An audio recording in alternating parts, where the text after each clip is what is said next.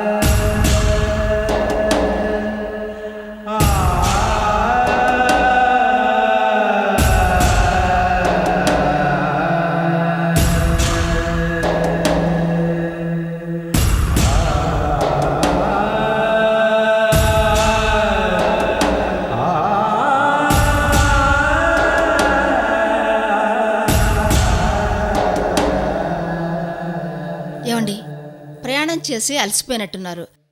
కాస్త వేడినీళ్ళు పెట్టమంటారా? పోనీ చల్లగా మజ్జిగ తాగుతారా?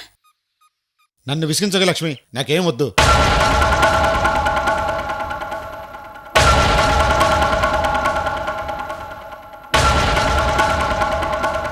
పోనీ అమృతం ఏమైనా కనిపించిందా?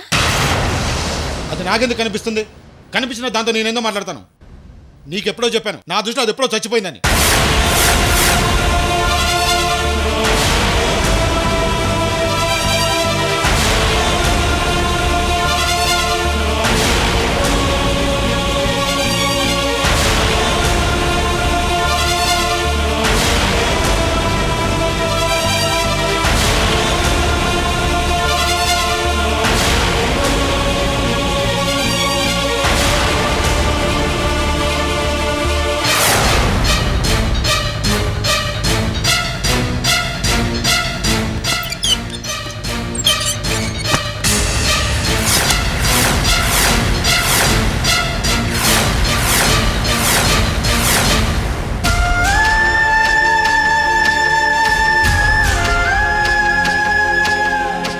లక్ష్మి, నీకెలా చెప్పను లక్ష్మి?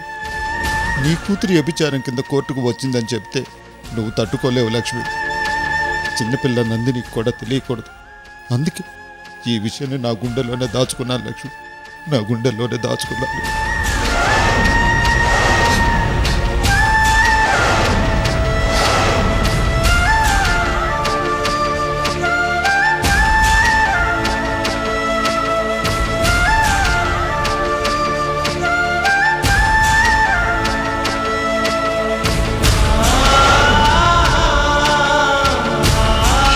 వాళ్ళు బ్రోతర్ కేసులో ఇరుక్కున్న అమ్మాయిలు కోర్టుకు తీసుకొచ్చారు.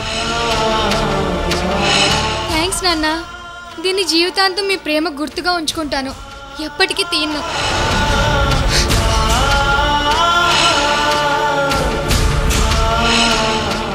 అమృతలాగుందే. అవును, అమృతే. బ్రోతల్ కేసులో ఇరుక్కున్నావు, ఇంతకంటే పెద్ద తప్పు ఏం చేస్తావమ్మా?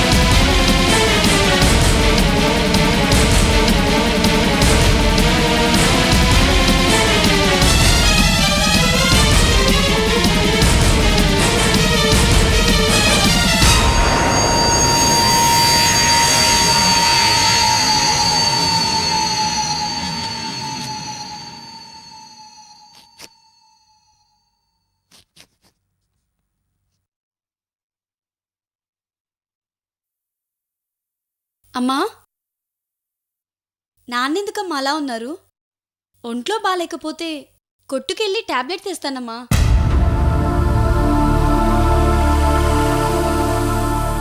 అమ్మా, నాన్నకు సిటీలో అక్క కనిపించిందేమో, అందుకే అంత కోపంగా ఉన్నారేమో. నాన్నని అడిగితే తిడతారమ్మా. అక్క కనిపించిందో లేదో తెలుసుకోవాలంటే ఎలా అమ్మా?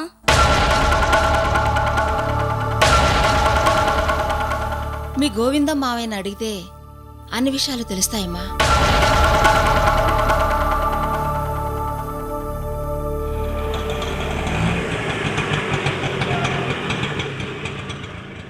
ఇదిగో దిగండి.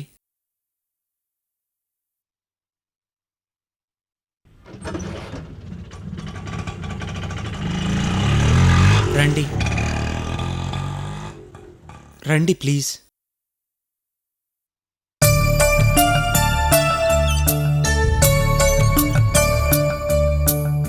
రండి.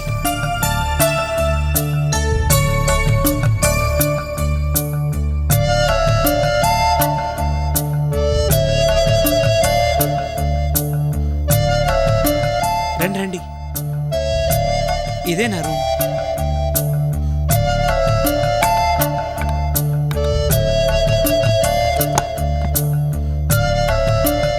రండి, ఇదే నా రూమ్.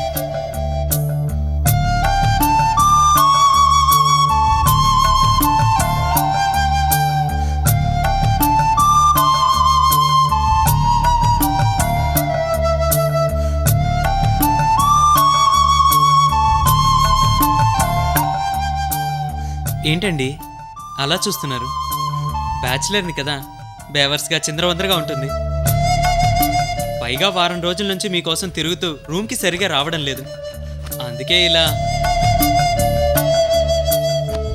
అరే మీరు నిలబడే ఉన్నారే, రండి కూర్చోండి. పర్వాలేదండి. పర్లేదు కూర్చోండి.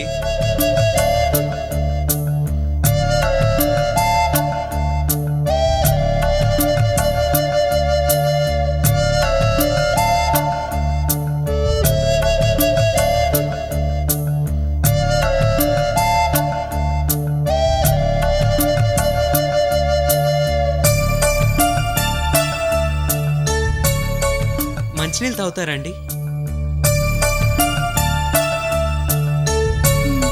1 minute.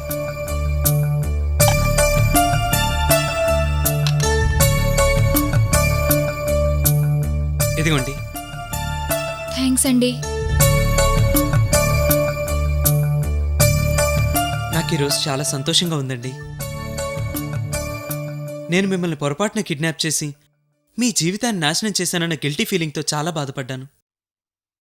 నా తప్పు సరిదిద్దుకుందామని చాలా ప్రయత్నాలు చేశాను. ఆ రోజు మీ ఇంటికి వెళ్ళేసరికి అప్పటికే మీరు వెళ్ళిపోయారు. అక్కడి నుంచి మళ్ళీ హాస్టల్కి వెళ్ళా. మీ ఫ్రెండ్ సుబ్బలక్ష్మి ద్వారా మీరు సిటీలో ఉన్నారని తెలుసుకున్నాను. ఒంటరిగా ఎన్ని ఇబ్బందులు పడుతున్నారని అన్ని చోట్ల వెతికాను. మీరెక్కడా కనిపించలేదు.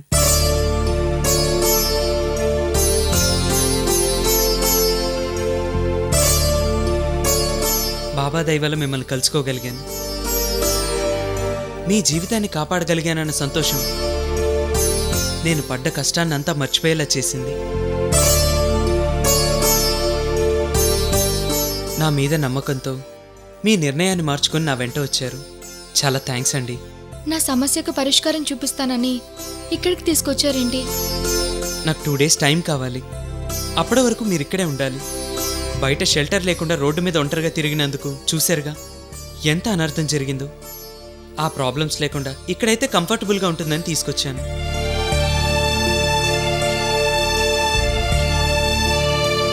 అయిన వాళ్ళందరూ అపార్థం చేసుకుని నన్ను దూరం చేశారు. దీని అంతటికి కారణమైన మీరు తప్పు తెలుసుకుని నా జీవితానికి మార్గం చూపిస్తా అంటున్నారు. ఆ నమ్మకంతోనే నేను మీ వెంట వచ్చాను. మీ నమ్మకాన్ని నేను వమ్ము చేయనండి. తప్పకుండా మీకు అంతా మంచి జరుగుతుంది. నన్ను నమ్మండి. సరే, నేను బయటికి వెళ్ళి భోజనం పార్సల్ తీసుకొస్తాను. మీరు రెస్ట్ తీసుకోండి. వస్తాను.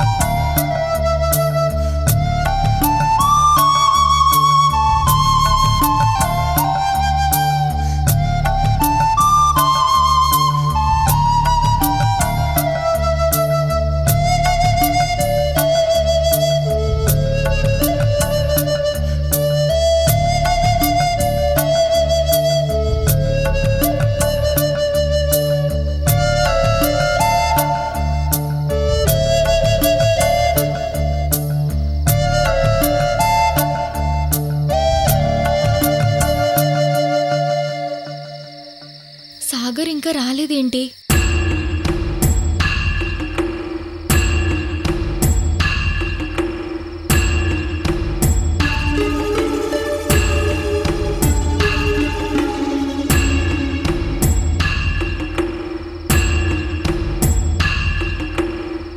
ఈ సాగర్ కూడా నన్ను మోసం చేయట్లేదు కదా?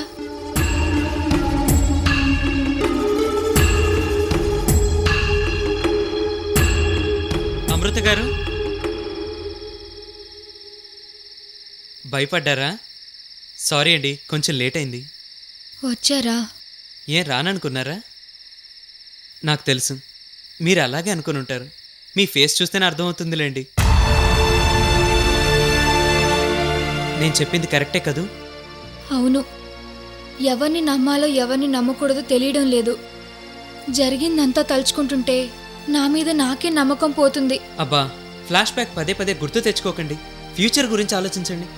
అంతకంటే ముందు మీ మీద మీకు నమ్మకం ఏర్పడాలి. అది గుర్తుపెట్టుకోండి. చూడమృత, దయచేసి నేను నిన్ను మోసం చేస్తాననే ఊహే రానివ్వద్దు. ఆత్మహత్య చేసుకునే నిన్ను తీసుకొచ్చి నిన్ను మోసం చేసేంత దుర్మార్గునైతే కాదు. నువ్వు చాలా రోజులుగా ఈ డ్రెస్తోనే ఉంటున్నట్లున్నావు. అందుకే నీకు ఈ డ్రెస్ తీసుకొచ్చాను. అలాగే ఇది మనిద్దరికి భోజనం. నా కోసం చాలా శ్రమ తీసుకుంటున్నారండి. అబ్బా, మన మధ్య అంత బరువైన డైలాగులు ఎందుకండి? అసలే నేను బరువు కదా. ఆ? అదేంటండి, మీకు నవ్వు రావట్లేదా? అయినా మీకు నవ్వడానికి కూడా ఓపిక లేనట్టుంది. చాలా నీరసంగా ఉన్నారు. ముందే డ్రెస్ లోపల పెట్టి మీకు అన్నం పెడతానండి.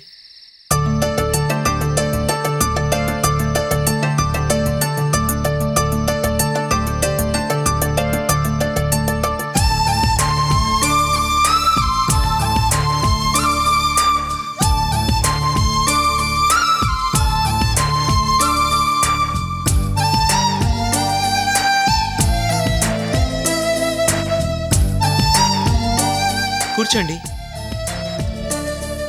ఇక్కడ కూర్చొని రాత్రి వేళలో చందమామ చూస్తూ తింటుంటే నా సామి రంగా తిన్నట్లుగా ఒంటికి పట్టేస్తుంది. అందుకే మనం ఈ సైజు. ఏంటి, ఈసారి కూడా నవ్వు రాలేదా? ఇట్స్ ఓకే అండి, రండి అన్నం తిందాం. రండి అమృత గారు, కూర్చోండి. నాకు ఆకలిగా లేదు, మీరు తినండి. మీకు ఆకలిగా లేదు అనటం అబద్ధం. తినబుద్ధి కావట్లేదు, ఇది నిజం కదా? మిమ్మల్ని ఎదురుగా ఆకలితో ఉంచి నేను మాత్రం ఎలా తినగలను చెప్పండి? నాకు వద్దు. అయ్యో, నా గురించి మీరు మానేయడం ఎందుకండి? అందుకే చెప్తున్నాను, ఇద్దరం కలిసి తిందాం. రండి కూర్చోండి. అది గుడ్ గర్ల్. చూడండి, మీరు ముందు ముందు ఏదైనా సాధించాలంటే అందుకు బలం ఉండాలి కదా. అలా ఉండాలంటే మీరు బాగా తినాలి. తినండి ప్లీజ్. అమృత, అన్నం ముందు నుంచి లెక్కండి, నాకు బాగా ఆకలిగా ఉంది.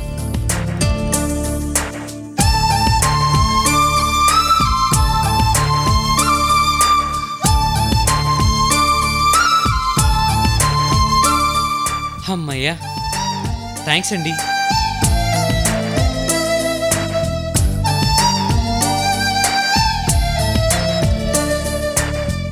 తినండి.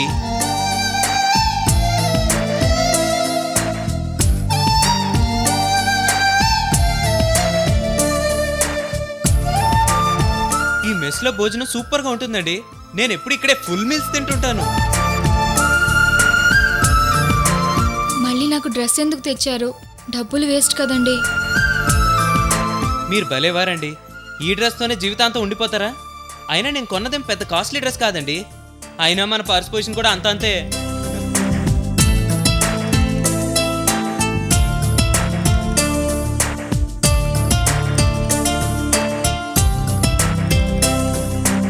ఏమండి అమృత గారు, మీరు అలా చూడకండి, నాకు దిష్టి తగులుతుంది.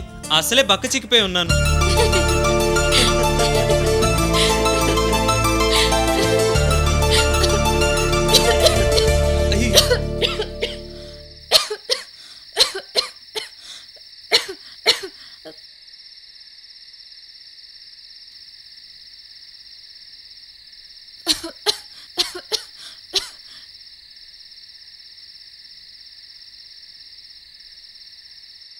అమృత గారు, నేను మిమ్మల్ని నవ్వించినందుకు పలమారలేదు. మిమ్మల్ని ఎవరో తలుచుకుంటున్నారు. ఇందులో నా తప్పు అస్సలు లేదండి. ఎందుకండి అలా చూస్తారు? నా తప్పేం లేదని చెప్పాను కదా. మా అమ్మ నాన్న చెల్లి గుర్తొచ్చారండి. నాకు ఎప్పుడైనా పొలం మారితే మా నాన్న పెద్ద తుఫాన్ వచ్చినంత హడావుడి చేసేవారు. నేను మామూలు అయ్యేంత వరకు కుదుట పడేవారు కాదు. అలాంటిది మొన్న కోర్టు దగ్గర కనిపించి నీ మొహం చూడటం ఇష్టం లేదు, చచ్చిపో అన్నారు. ఆయన ఏదో కోపంలో మిమ్మల్ని చచ్చిపో అన్నంత మాత్రాన మీరెందుకు చచ్చిపోవాలి? ఇక ఆయన ఇష్ట ప్రకారమే ఆయనకు మొహం చూపించకండి. అవునండి, ఆయనంతటా ఆయనగా మిమ్మల్ని వెతుక్కుంటూ వచ్చి మీ మొహం చూసేటట్టు చేయండి, సరిపోతుంది. అమృత గారు, మీ గొప్పతనం తెలుసుకొని మీ నాన్న మిమ్మల్ని వెతుక్కుంటూ వచ్చే రోజు తప్పకుండా వస్తుంది. అవునండి, ఈ లోకంలో జరగనిదంటూ ఏదీ లేదు. పట్టుదల ఉంటే మనిషి ఏదైనా సాధించవచ్చు. మీరు సాధిస్తారు. అప్పుడు మీ నాన్న అమృత నా కూతురని లోకం అంతా వినపడేటట్టు గట్టిగా అరుస్తూ వస్తారండి. సరేనా? ఆంక్షలెన్ని ఎదురైనా అడ్డుకట్ట వేస్తున్నా గీత